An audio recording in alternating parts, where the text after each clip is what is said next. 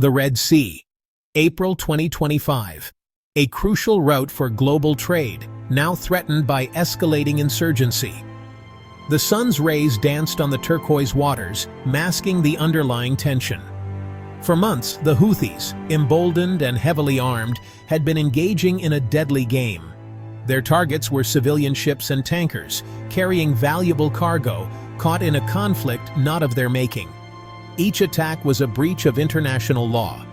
Each attack risked global stability. The once bustling shipping lanes, symbols of international cooperation, were now perilous. Insurance rates soared. Global trade wavered. The world watched anxiously, waiting for the simmering tension to erupt. And that moment, as fate would have it, was rapidly approaching. The Houthis, experts in asymmetrical warfare, operated with audacious freedom. These fighters, often underestimated by their foes, have refined their skills in the harshest conditions. Their tactics go beyond brute force, leveraging surprise and terrain to their advantage. The vast, chaotic waters of the Red Sea provided the perfect backdrop for their operations. Their preferred weapon? Fast attack craft armed with anti-ship missiles, blending in with the numerous fishing boats and cargo ships. These agile vessels, often indistinguishable from civilian boats, could strike with precision and then disappear into the busy waters. The Houthis had perfected the art of blending in, making it nearly impossible for conventional naval forces to track and neutralize them effectively. They were like ghosts, emerging from the haze, striking with deadly accuracy, and vanishing before a proper response could be mounted. Their operations were meticulously planned, with each attack executed with a level of coordination that left their targets bewildered and vulnerable.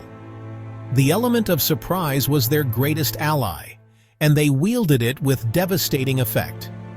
The world called them pirates, but they were a different breed. Unlike the swashbuckling buccaneers of old, these modern-day marauders were driven by a complex web of motivations. They were not just after treasure.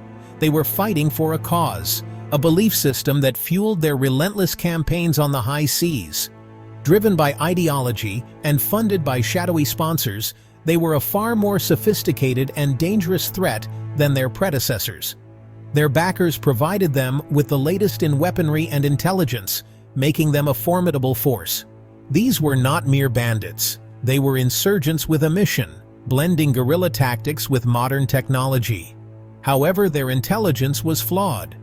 Despite their sophisticated network, they were not immune to the pitfalls of misinformation. In the fog of war, even the best-laid plans can go awry, and the Houthis were about to learn this lesson the hard way. Their network buzzed with whispers of a large, slow-moving cargo ship, ripe for the taking. This vessel, they believed, was an easy target, laden with goods that would fetch a high price on the black market. The intelligence seemed solid, and the opportunity too good to pass up. A ship loaded with valuable electronics, destined for Western markets. The cargo was said to include everything from consumer electronics to high-end gadgets, a veritable treasure trove for the pirates. The potential haul was enormous, and the risk, in their eyes, was justified by the reward. A prize worth the risk. The Houthis prepared meticulously, readying their fast attack craft and planning their approach. They envisioned a swift strike, overwhelming the ship's defenses before it could call for help. The plan was set, and the pirates were confident in their impending success. Little did they know, their intelligence was fatally flawed. The information they had received was part of a carefully crafted deception, designed to lure them into a trap. The Houthis, so confident in their plans, were walking into a well-laid ambush. The ship they were tracking was no lumbering freighter. It was, in fact, a U.S. Navy destroyer, disguised to look like an easy target. The vessel was equipped with advanced weaponry and a highly trained crew, ready to spring the trap at the first sign of an attack. It was a predator, disguised as prey. As the Houthis closed in, the destroyer revealed its true nature, turning the tables on the would-be attackers. The pirates, caught off guard, found themselves facing a formidable adversary, one that had anticipated their every move. The hunter had become the hunted, and the Houthis were about to pay the price for their overconfidence. The USS Roosevelt, an Arleigh Burke-class destroyer, navigated the waters with precision and power, its sleek hull slicing through the waves effortlessly. It stood as a silent guardian amidst the storm, undeterred by the raging elements. The sea roared and the wind howled, but the Roosevelt remained steadfast, a symbol of strength and resilience. On board, the crew, honed by years of rigorous training and countless drills, maintained a constant vigil. Each sailor knew their role and executed their duties with precision, their movements a testament to their discipline and dedication. The atmosphere was tense, yet professional. Every crew member was acutely aware of the stakes, their senses heightened by the ever-present threat of danger. Yet, an unspoken confidence permeated the air, a belief in their collective ability to face any challenge. They were the tip of the spear, a potent symbol of American naval might, and they knew the world was watching. The Roosevelt was not just a ship, it was a statement, a declaration of strength and resolve. The Roosevelt was on a routine patrol, part of a multinational effort to secure the Red Sea. This vital waterway was a lifeline for global commerce, and its security was paramount. The presence of the Roosevelt and its allies was a deterrent to those who would seek to disrupt the peace. But this was no ordinary day. The storm clouds gathering on the horizon were not just a meteorological phenomenon.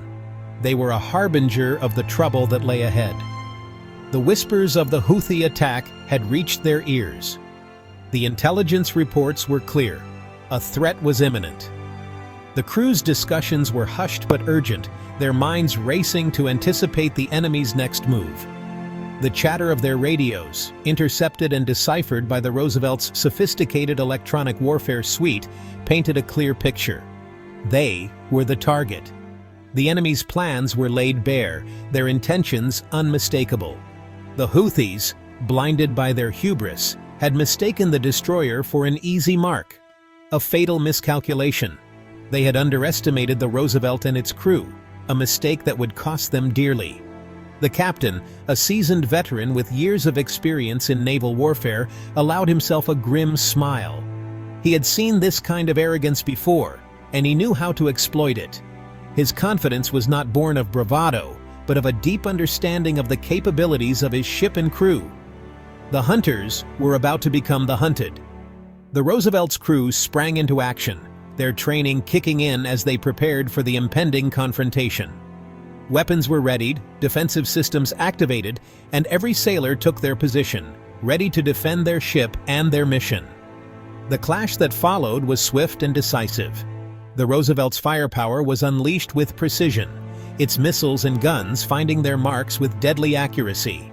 The Houthis, caught off guard by the ferocity of the response, were quickly overwhelmed. In the aftermath, the Roosevelt stood victorious, a testament to the skill and bravery of its crew.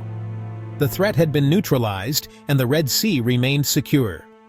The sailors, though weary, held their heads high, proud of their accomplishment.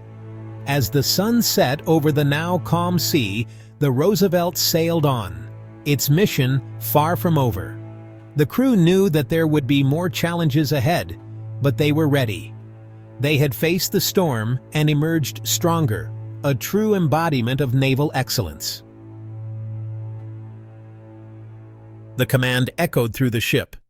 Battle stations. Instantly, the USS Roosevelt transformed from a tranquil vessel into a whirlwind of activity. Every sailor sprang into action, each movement deliberate, every second crucial. The destroyer's quiet hum was replaced by a controlled chaos. The once peaceful corridors now buzzed with the urgency of imminent action. The crew, disciplined and well-trained, moved with a purpose honed by years of rigorous preparation. Men and women took their positions with practiced precision, readying themselves for the challenge ahead. Each station was manned by experts, each piece of equipment handled with skill. The air was thick with anticipation, leaving no room for mistakes. The Roosevelt, a sleeping giant, was now fully alert. This formidable vessel, a symbol of naval strength, stood ready to defend its honor and its crew. The ocean seemed to hold its breath, aware of the power about to be unleashed. On the bridge, the captain scrutinized the radar screen, his eyes narrowed. His experience told him this was no ordinary threat. The fast-moving blips on the screen were unsettling. He knew that his decisions in the next few minutes could determine the outcome. 3 blips, rapidly approaching, confirmed their fears. The enemy was closing in, and time was of the essence. The radar operator's fingers moved swiftly over the controls, tracking the threats with precision.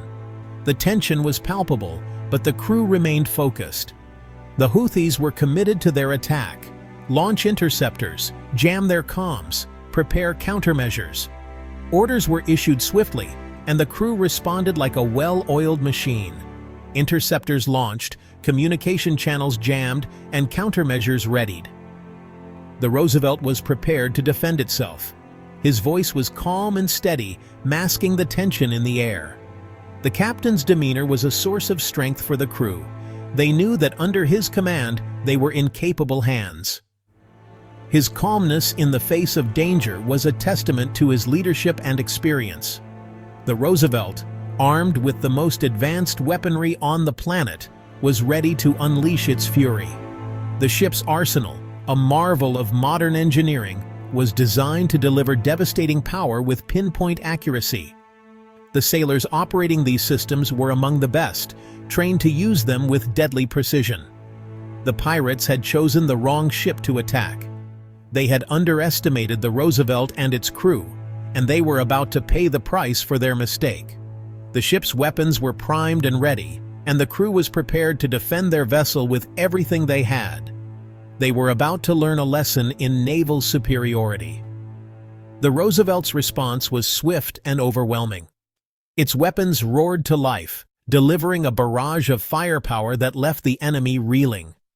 The crew executed their tasks with flawless precision, demonstrating the true meaning of naval dominance. A lesson they wouldn't soon forget. The enemy, battered and defeated, retreated in disarray. The Roosevelt, victorious and unscathed, continued its mission, a testament to the strength and resilience of its crew. The Steel Dragon had awakened, and its roar would echo through the seas for years to come.